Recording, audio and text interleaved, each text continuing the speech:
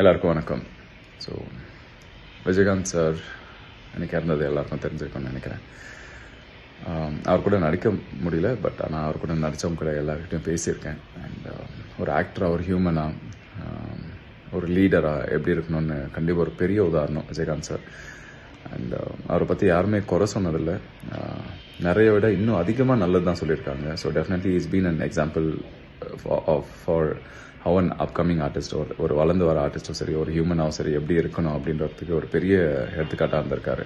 So thanks for guiding as sir. And உங்களோட family and உங்களை சுற்றி இருக்கிறவங்க எல்லாருக்குமே ஒரு பெரிய இழப்பாக இருக்கும் கண்டிப்பாக. அண்ட் நீங்கள் இருந்த வரைக்கும் எல்லாருக்கும் பெரிய ஹெல்ப் பண்ணியிருக்கேன். ஸோ அந்த ஹெல்ப் தொடர்ந்து எல்லாருக்கும் போய் சேரும் நான் நம்புகிறேன். அண்ட் அவங்களோட ஃபேமிலிக்கு என்னோட அனுதாபங்கள். And rest in peace sir. Respect.